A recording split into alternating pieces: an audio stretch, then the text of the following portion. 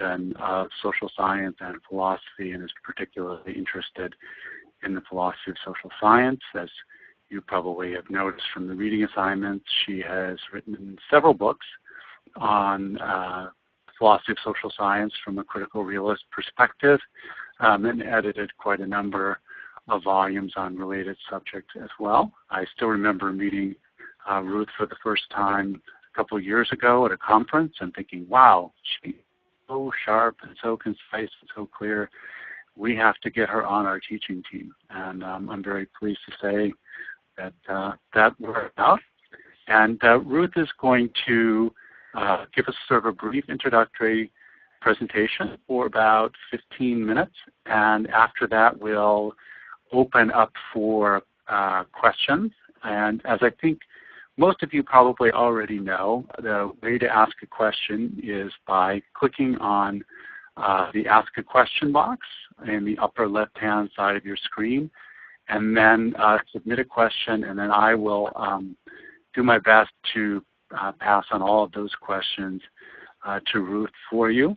And I would, you're certainly also welcome to use the chat box, but we would ask people to only present their questions via the Ask a Question button. So without further ado, I'll hand things over to Ruth. Ruth? Okay. Well, thank you, Phil. And thank you, everyone, for reading through what I sent ahead of time. I thought that the most useful thing would be for me to just set out some basic points and mostly field questions. And we could revisit some of the questions from Doug's webinar too, if you like. So I asked you to read in advance so we wouldn't have to use up too much time. And I'll repeat a little bit of what I wrote out, but mostly I'll just add a few new comments.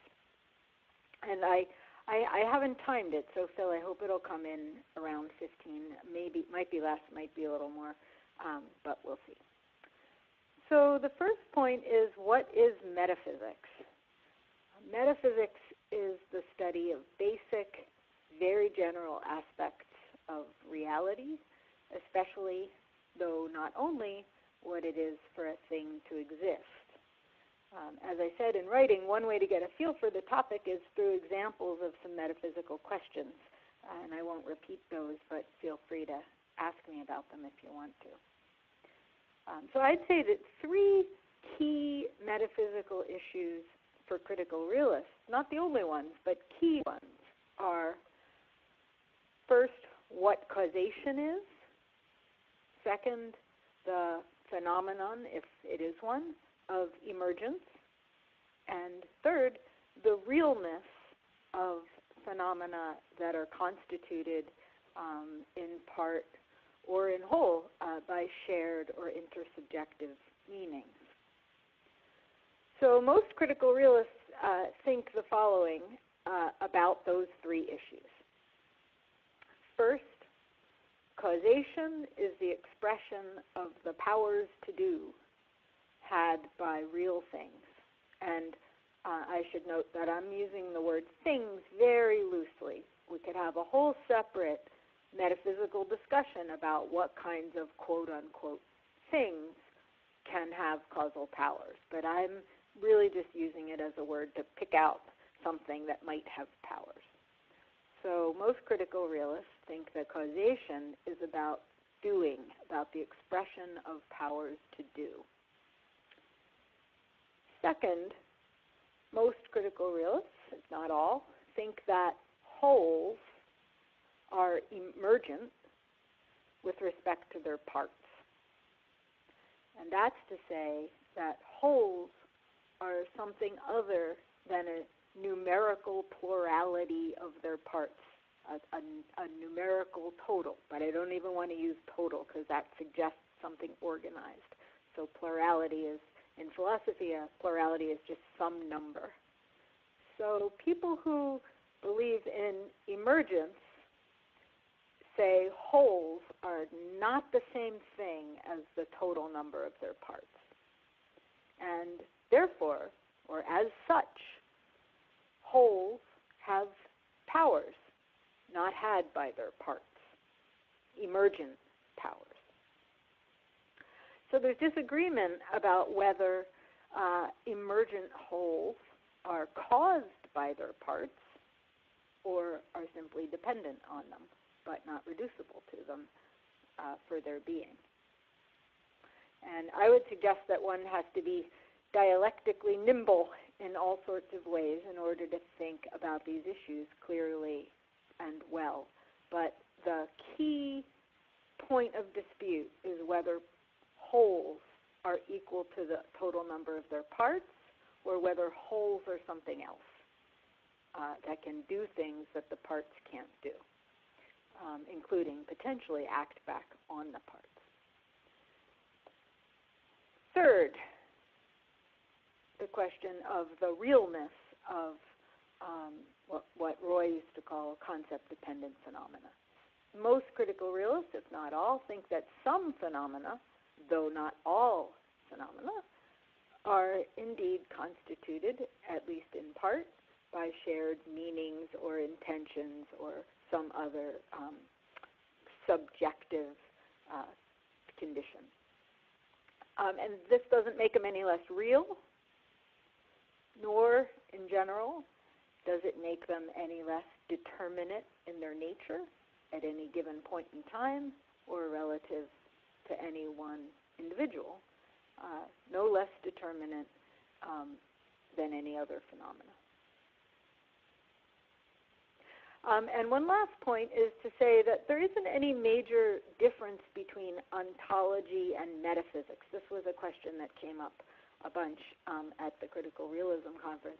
The term ontology literally means the study of being, and the term metaphysics refers to the book of Aristotle that comes after the book called the Physics, the topic of which is the nature of being qua or as being.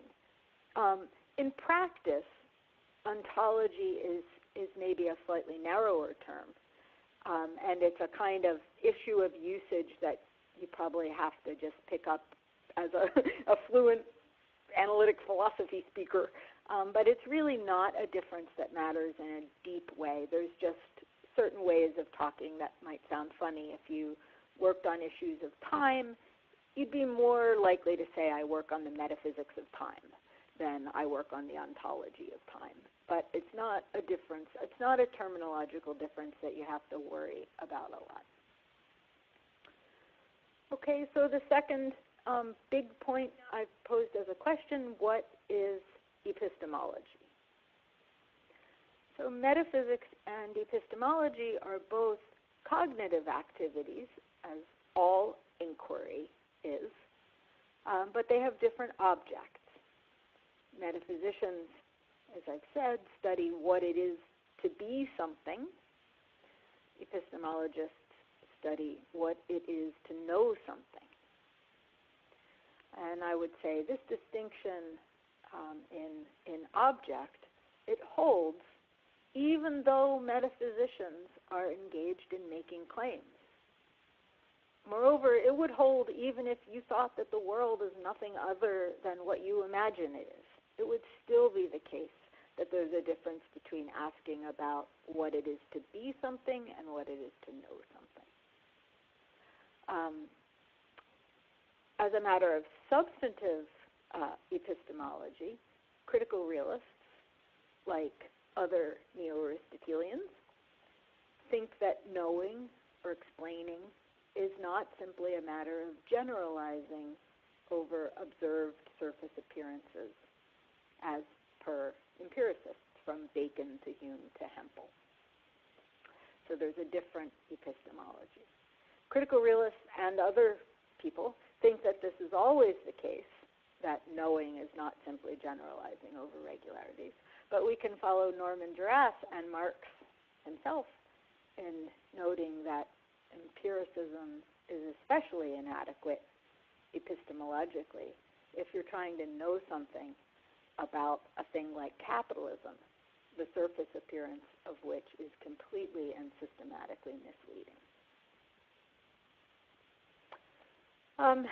So the third kind of point is just to say here are some very general metaphysical and epistemological positions. And again, I gave you a big list of them, and the differences between them really are pretty important. I'm not going to rehearse that now. And I've already said something about emergence, about causation, and about the limits of empiricism. So that's kind of two on the metaphysics side and one on the epistemology side. The main thing that I would like to add now is that I think it's the position called conceptual realism, which you could refer back to the thing I wrote. It's that position that in practice critical realists are most likely to come up against. And as I suggested in what I had you read, I think it's a somewhat misleading position. We can talk more about that if you want. And I want to say, too, that although conceptual realism is often linked to Kant, this idea that, well, there are real objects, but we only know them under some description, and so there's some way where we don't really know them, that's not Kant's own view. I actually think that Kant's view is more challenging than that one, but that's all I'll say at this point. There were a long list of positions, and you know it will be good to be fluent in what they are eventually. So the next point is the concept of truth, which came up in the last webinar. So as I said in writing, the concept of truth is a norm. And what people disagree about is the content of the norm. Aristotle says, to say of what is that it's not, or of what is not that it is false. While to say of what is that it is, and of what is not that it is not, is true. That's the content of the norm for true that seems right to me. And when Doug referenced William Alston last time, he meant to be endorsing that view also. That's William Alston's position as well, just fancied up for these analytic epistemologists. So I want to make just 2 points now, both of them at the meta level. The first is a little tricky if you're not accustomed to thinking at this level of abstraction, but it's really important. So here are 3 things that the concept of truth is not. It's not any given claim about the world. It's not some feature of the world to which a given claim refers. And it's not the same thing as the concept of justification.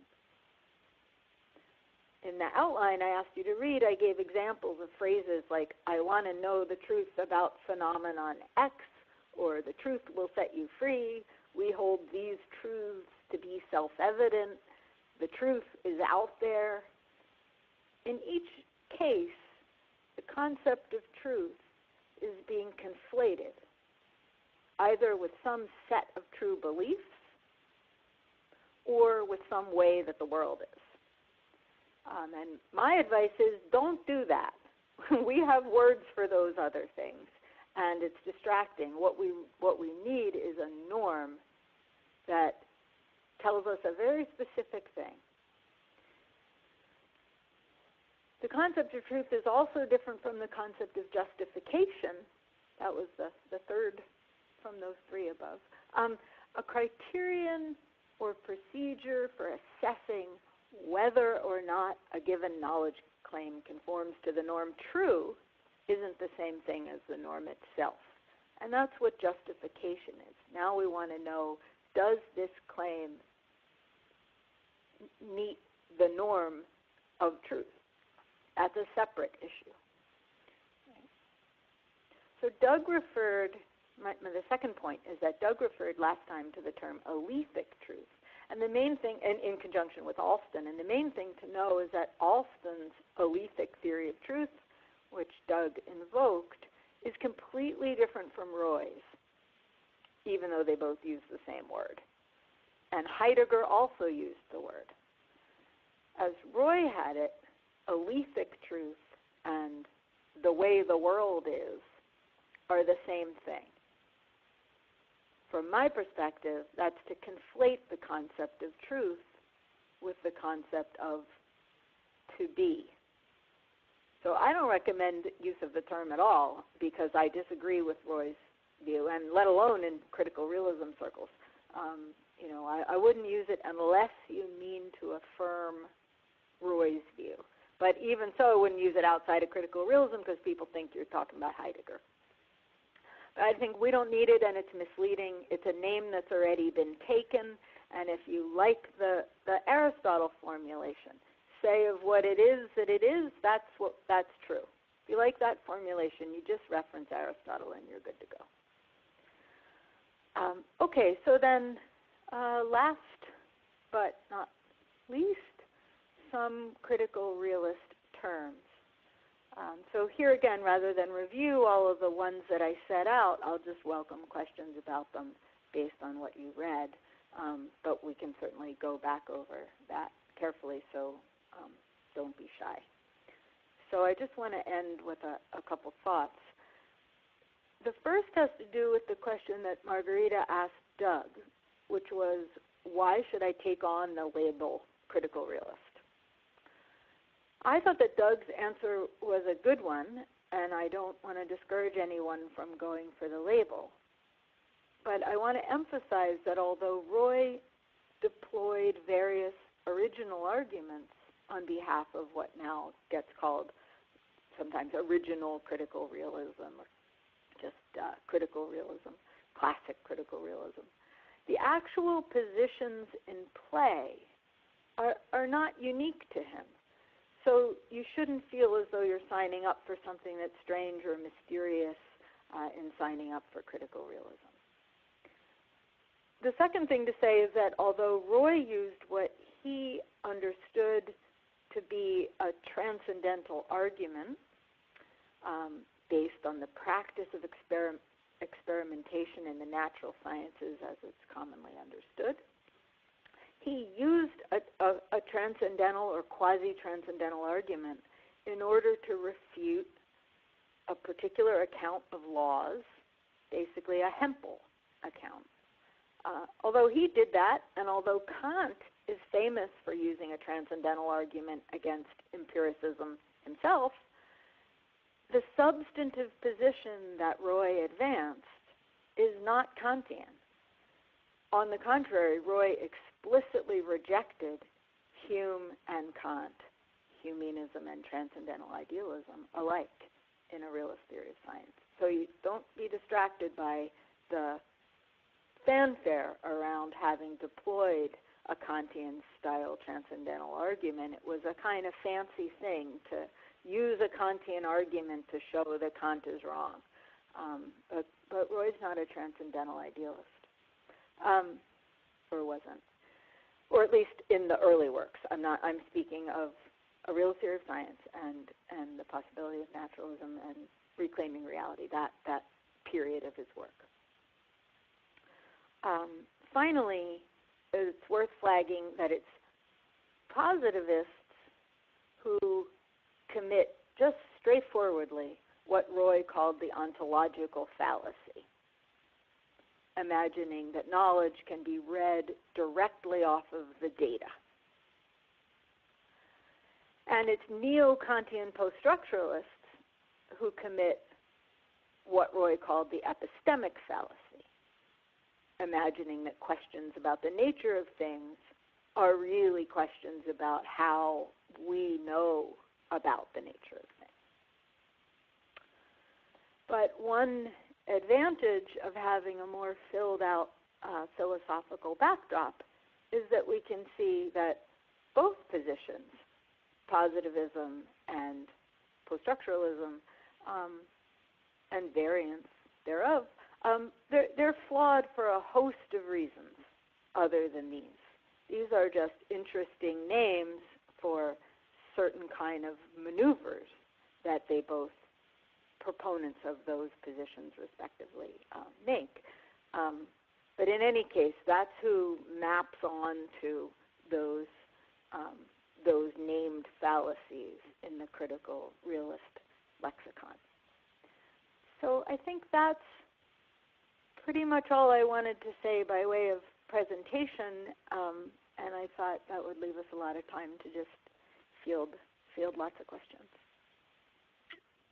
Well, Ruth, thank you so much for that incredibly clear, succinct, and sharp introduction to critical realism from a philosophical perspective. I feel completely vindicated in my opening remarks by your presentation.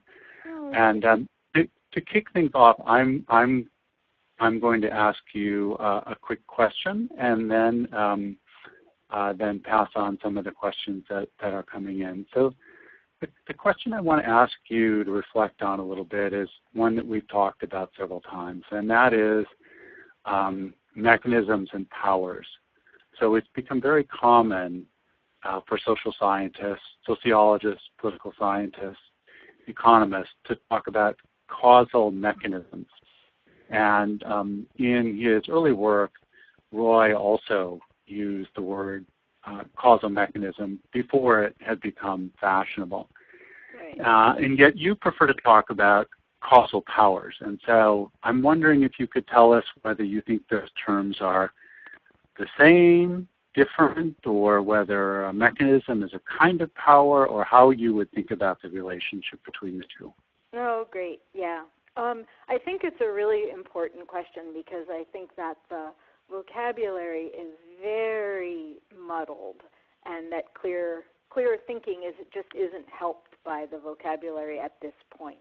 So, in terms of Roy's use of the term causal mechanism and how it comes into critical realism, it figures in a realist theory of science in the following way: that some of the time when Roy was problematizing thinking that a constant conjunction is a statement, A is always followed by B, thinking that is itself a causal law, that when he problematized that view, he used the language of causal mechanism, and he said, if there's a constant conjunction, it's being produced by an underlying causal mechanism. Right? That was the locution. But then, once he sort of spelled it out some more, and we had this language of the real and the actual and the empirical, it looks like what is in the domain of the real are powers. So,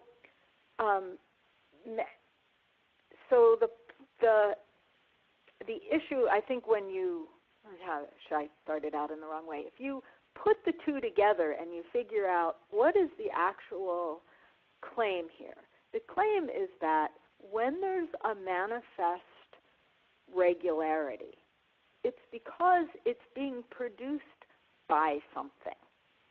That's the position, and it's an Aristotelian position, and it's very much at odds with Kant or Hume. And Roy himself sometimes forgets about the thing with the powers, but for starters, we want to say, okay, the view is there's something with powers that's got the power to produce this constant conjunction. The constant conjunction is itself caused. Now, so in order to say that, I don't think we need, and I don't think we should even use, there's no, the word causal mechanism, there's no reason for it, especially since it means all kinds of things and it's kind of confusing, and the sharpest way is to say constant conjunctions are produced by things that have the power to produce that kind of regularity. But then comes the question, well, okay, it's got the power to do it, but how did it actually do it? And there, I think that's a good question, and I think that it makes sense that follow-up question comes from social scientists. rather than philosophers. But there, too, I suppose my tendency is to want to be very careful. It's not like there's some other thing. How did it do it? Well, maybe we say, well, it did it by first doing this and then doing that. And in both cases, we're still talking about powers that the thing has to do something. Or maybe it did it by causing a certain change, and then another thing did something. And that would be different again.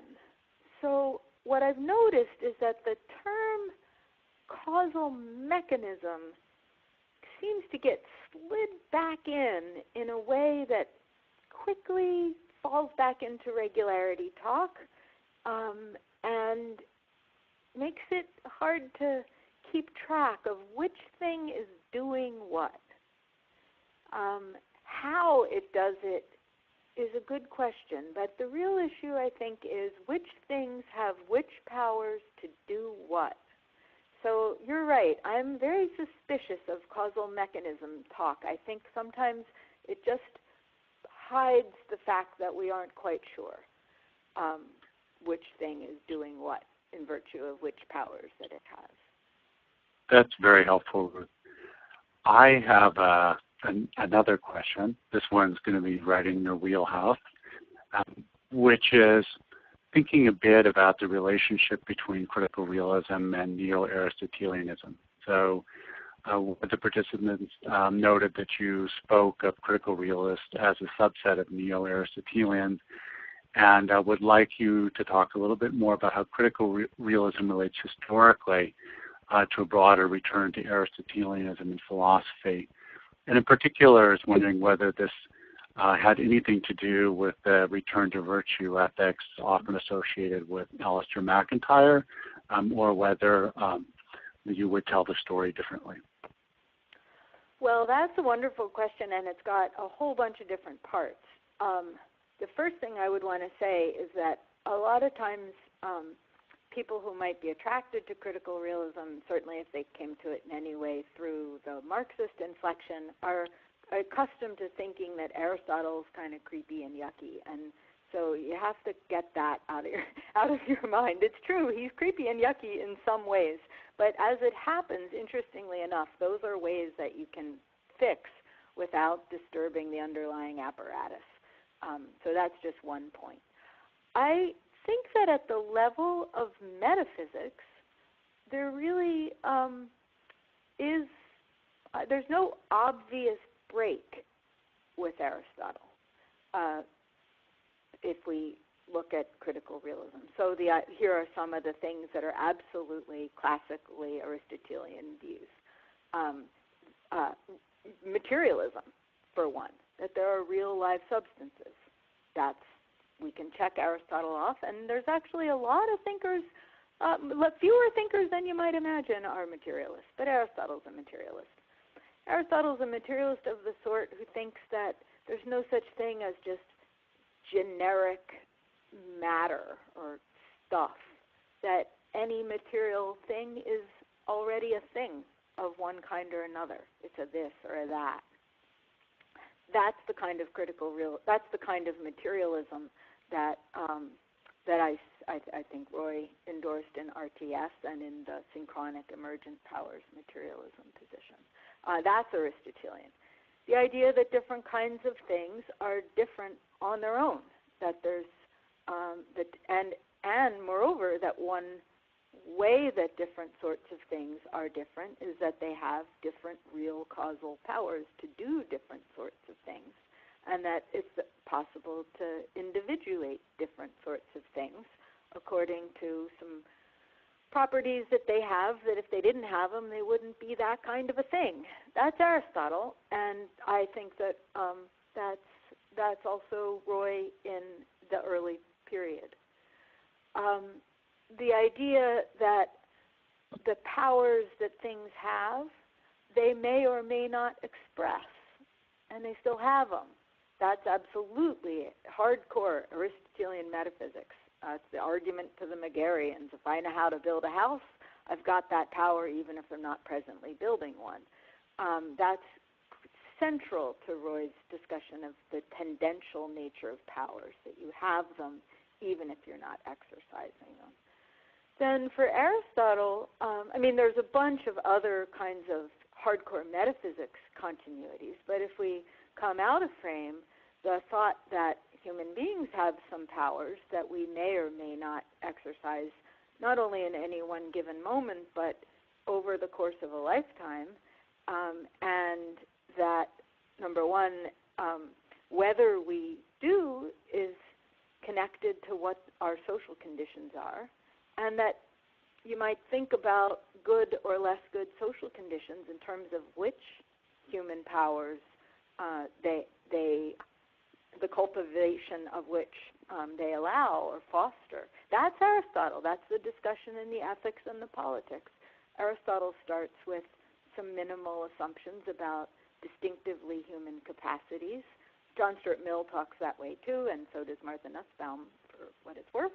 And then the question for Aristotle is, what are the conditions of possibility for the actualization of these distinctively human powers?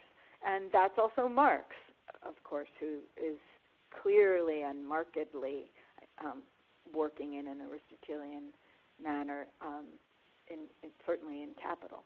So that's a striking connection. The term is familiar.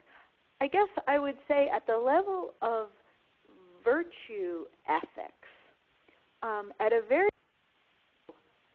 I do think that you need a powers-based ontology to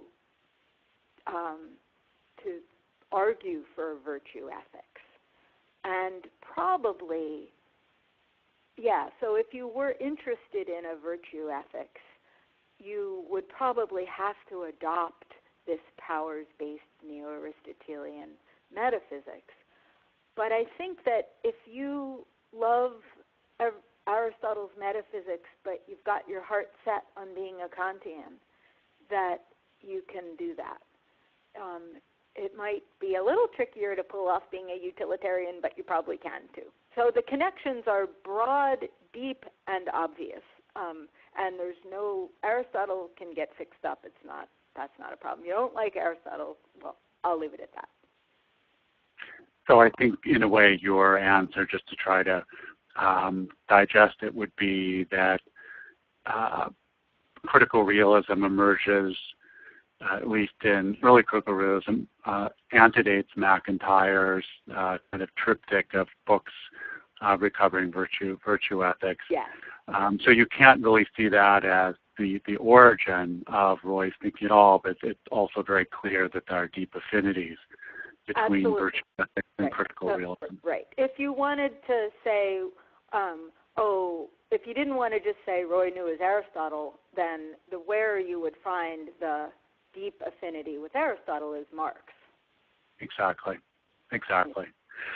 So let me... For what it's worth, let me just add, in case people are interested, I actually, God, I hate this phrase, but I really did just write a chapter on exactly this, on the more ethical infrastructure of thin Aristotelian Marxism, and I lay out this case very carefully. So if anybody wants to read it, I can email it to them. Excellent.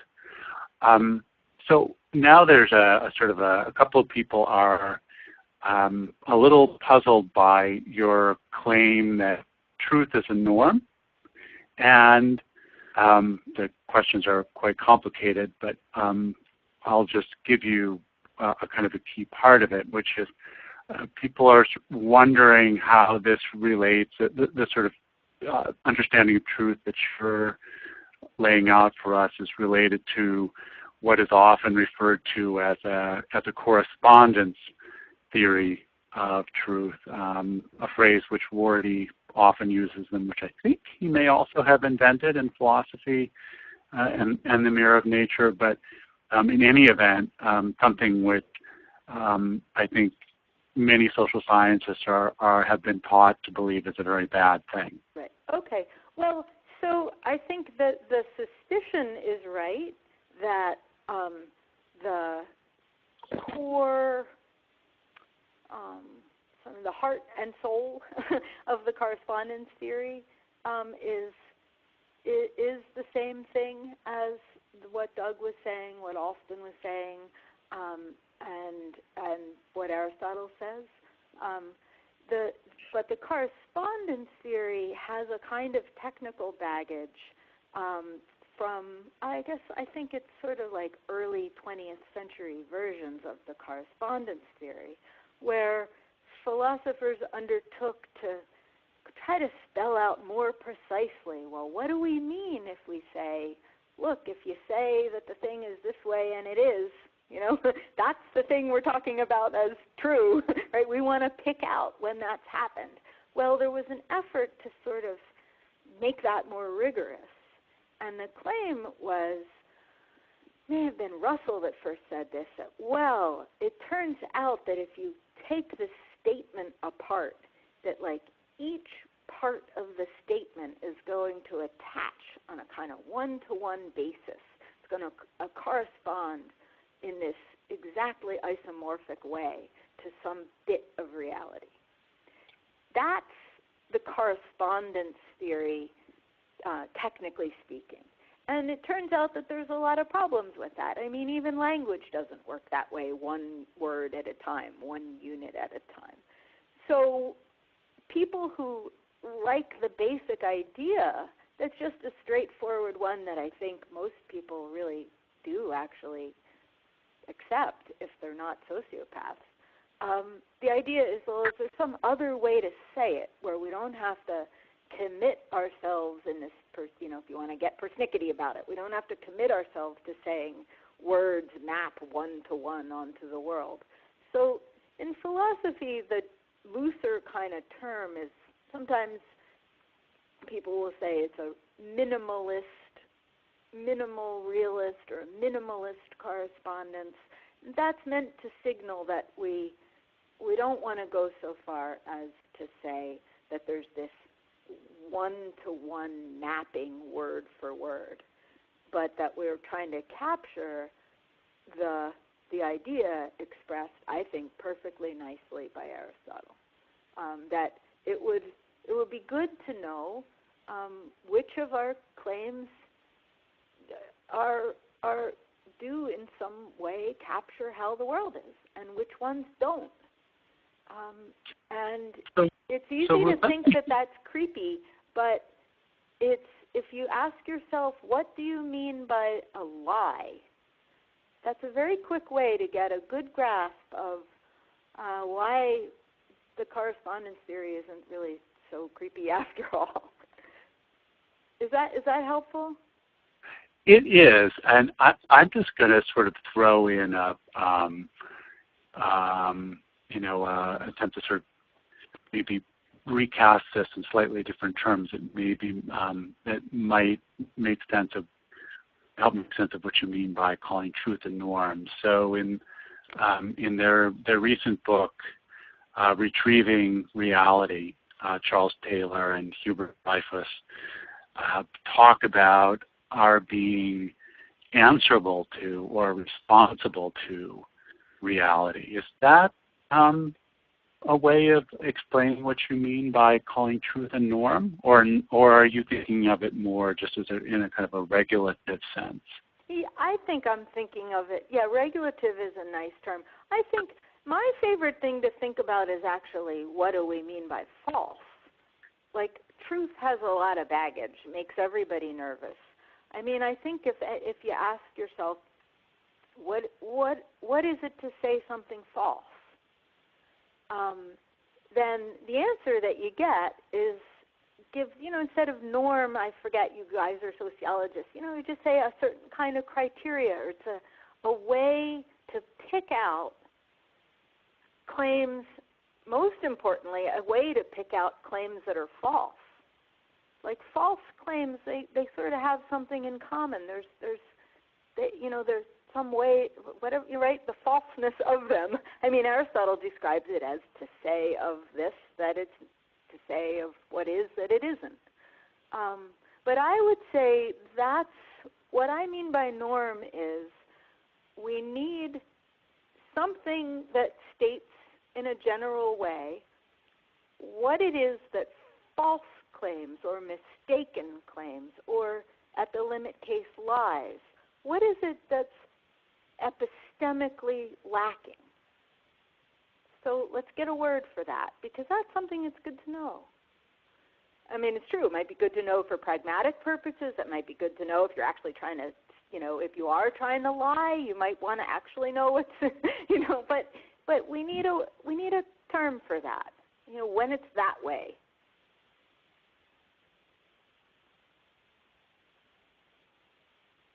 Is that any better? That is helpful, Ruth. Thank you so much. So I have a somewhat different question for you now, and there are quite a few questions coming in. So one participant asked the following question. In your chapter on metaphysical neutrality, you talk about social phenomena having essences, for example, capitalism, patriarchy, and racism. Can you speak more to this? Where do these essences come from, and how do they maintain themselves over time? And I think, as you probably, I'm sure this is true in political science as well, that sort of like correspondence theory, essentialism is something that we're taught to be very, very suspicious of. And so the question is, what kind of essentialism, in what sense could we talk about essentialism in the social world? So I'm a person who has a relatively low bar for what I think an essence is. I don't think it doesn't have a whole lot built into it. I think an essence is something like that in virtue of which a thing is a thing of one kind and not another. It's the thing that makes it be that thing. And I don't think that everything has an essence. Some things, I don't think womanhood, for example, has an essence. But when I say patriarchy and capitalism and racism, they seem like candidates for sociological phenomena that have essences in that pretty minimal sense, which is to say, I think each of them are configurations in which social configurations in which what happens and doesn't happen are structured in a relatively determinate and recognizable fashion, and that you can tell when a thing is that kind of thing and when it isn't. So I think capitalism is different from feudalism. It's a different structuring. I would probably say in terms of capitalism, in one sense, the essence is MCM prime. When production is organized separately for the purpose of the self-valorization of of value. And that's a very distinctive kind of social organization, and not all societies organize production and even their entire social metabolism that way. So it's like the essence is the sort of the nature or definition of the thing, or sometimes I'm a little undecided if I think that an essence just is the distinctive properties, or if the essence is a kind of definition consistent with distinctive properties. But I don't mean anything too much like that. I mean, you could really be crude about, say, racism. That's when you've got a society organized around the fact that certain kinds of power go to people in virtue of the meanings attached to certain phenotypic properties. Not all societies are like that. Some are, some aren't. If you've got one that is, then you've got racism as a structure in place there. Not so different from, we could tell the difference between a monarchy and a representative democracy, for example. And it's not an accident that I picked those as examples, because those are, again, Aristotle's examples when he's thinking about the form or essence of different types of poli, modes of constitution. So I don't think a whole lot. I mean, it's not. I don't think an essence means a whole lot of metaphysical baggage, and it certainly doesn't mean that if you've got a society that's a capitalist society, that it could never become something else. So that doesn't come, the fact that something is the kind of thing that it is right now doesn't mean it's going to persist forever. I mean, electrons don't last very long, and we might think that they're different from something else. So maybe that's helpful. Or sometimes I like to think about water molecules. You know, it seems like water is different from other substances. Water is different from battery acid, and you can tell the difference between them. And that's all it is to say that a social configuration is of one kind and not another kind. Okay, Ruth, that's very, very helpful. I'm going to pose two questions which I'm not asking you to answer because I think they're going to be things that we'll probably be talking about in the seminar, but I'm going to put them out there for people. One is the relationship between essences and an ideal type methodology. So I think the way that you're describing these differences is pretty similar to the way in which people colloquially use the term ideal types, even though the epistemology is quite different. So I think it might be helpful for us in the context of the seminar to think a little bit about what a realist makes of an ideal type methodology. And then I'm going to turn here to a question in a way that it's quite specific, but it also follows very well on the issues that you were just addressing. And this has to do with what we're talking about in terms of powers in a metaphysical sense to what we might mean by powers in a more colloquial sense, such as the power of a particular institution to do something. So here's the question. Do I correctly understand that there's a necessary relationship between powers and ontology? If so, how should we understand certain social phenomena where powers change or expand over time? For example, through institutional layering. Do we need to understand these as ontological changes, even if they maintain formal or social continuities? An example, judicial review, which added the power to strike down legislation to the power to interpret the law. So here's a kind of a power in the sense of a kind of authority or jurisdiction that's vested in an institution. What relationship is there between power in that sense and power in the broader metaphysical sense in which we have been talking about it? Yeah.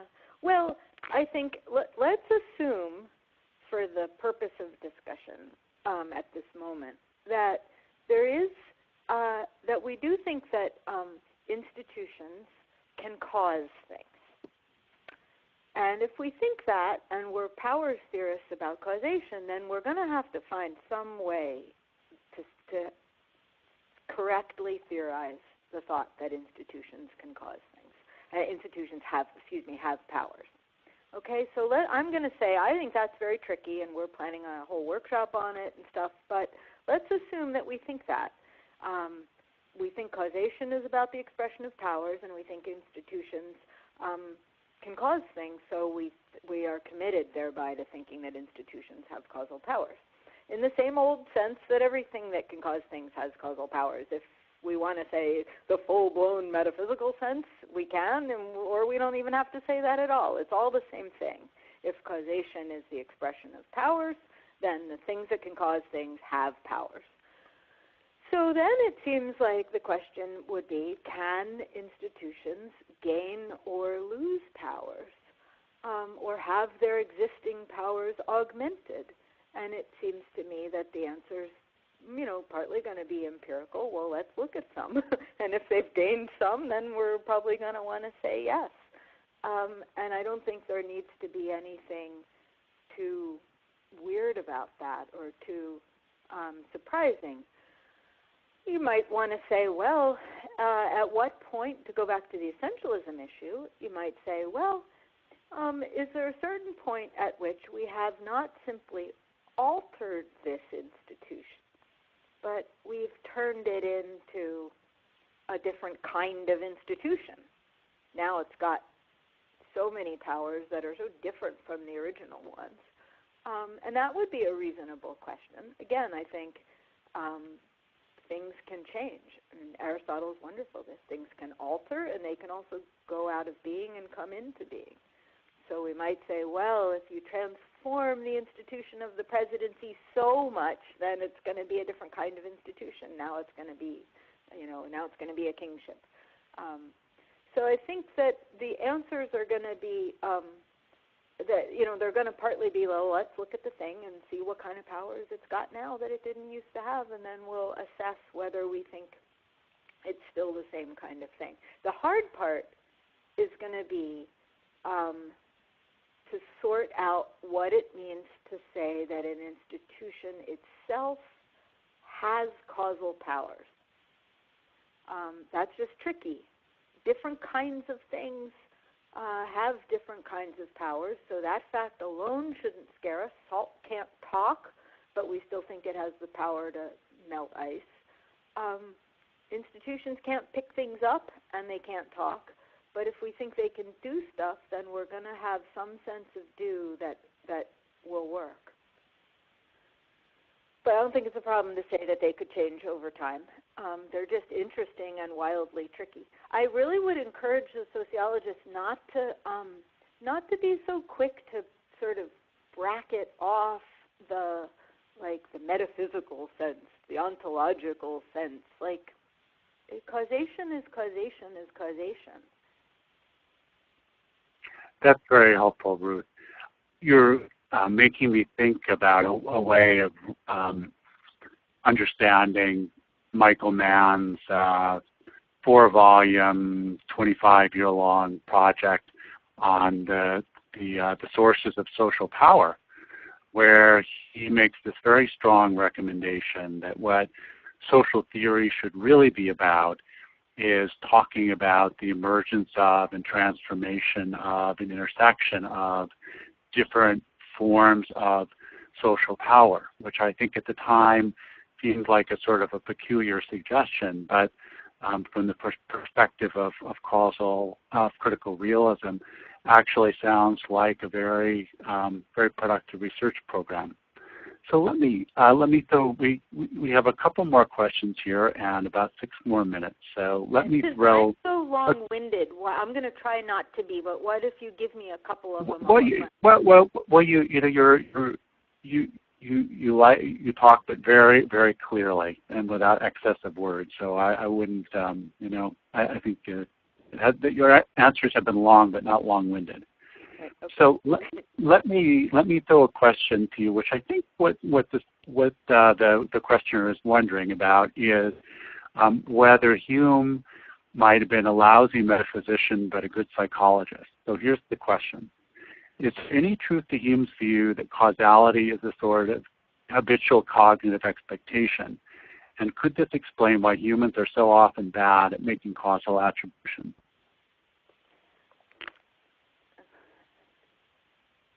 Read it again. Sure. Is there any truth to Hume's view that causality is a sort of habitual cognitive expectation? Number one, no. There isn't any truth to that. Okay, go on. Okay, and if so, maybe that takes care of the second question. Could this explain why humans are often bad at making causal attributions? Okay, so here's the thing. I do think that I think Hume is wrong about causation, what causation is, right? I mean, Hume just thinks that the meaningful content of the term is a feeling that you have after you have an impression that's always linked to another one. That's got to be wrong. I think that's wrong. Lots of problems with that. So he's wrong about what causation is. Is he right that people are creatures of habit? Probably so. Is he right that we often leap to expect the same thing to happen that happened the last time? That's sure, of course. So at that level, I'd say, yeah, I mean, I'm a creature of habit, and I always think the same thing's going to happen that happened the last time. But the point is, he doesn't, his theory about, yes, those are probably correct observations about human beings. All right, so fortunately not going to be able to get all the questions in, but I'm going to give you one last question, and boy, this one is straight down, this is another pitch straight down the middle for you, Ruth, since I know this is something you've thought about a lot. The question is, would you say more about how Bhaskar differs from Kant with respect to, quote, conceptual realism? Yes. Kant, as I understand him, thinks that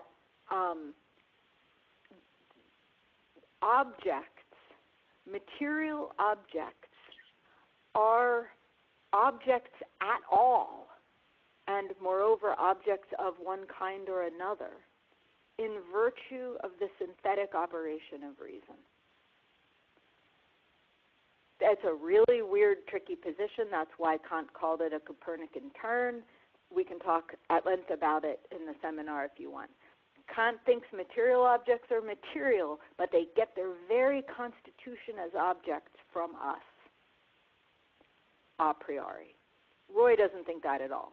Roy thinks, or thought in the early works, to be clear, Roy thought, just as Aristotle and Marx, that there are substances out there in the world that are material substances of one kind or another, and they don't need us or anything about us. They don't need to be cognized to be objects. That's completely different views with respect to the nature of objects.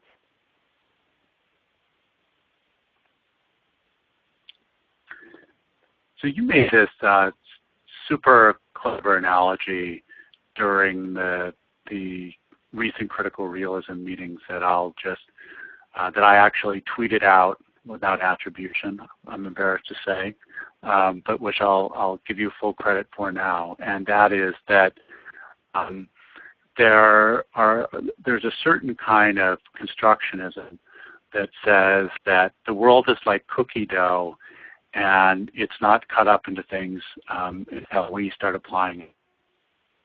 And that, I think, to you is a completely untenable position, right? I do think it's an untenable position, and I think that, right, and I do think it's untenable, and it's not Roy's.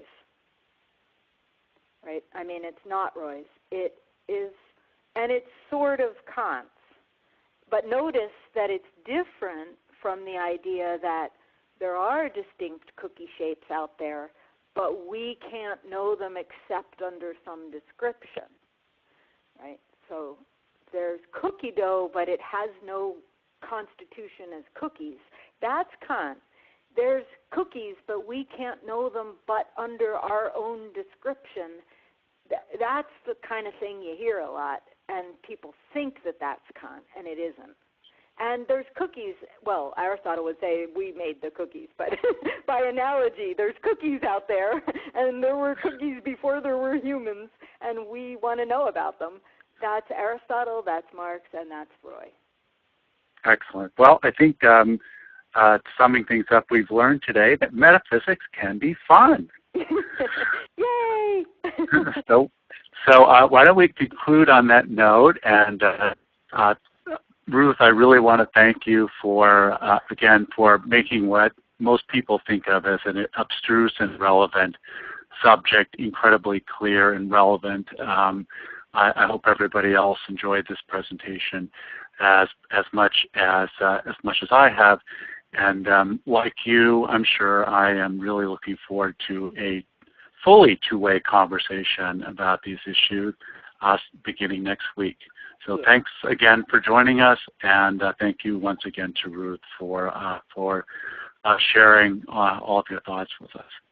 Great, thanks. Okay, see you guys soon.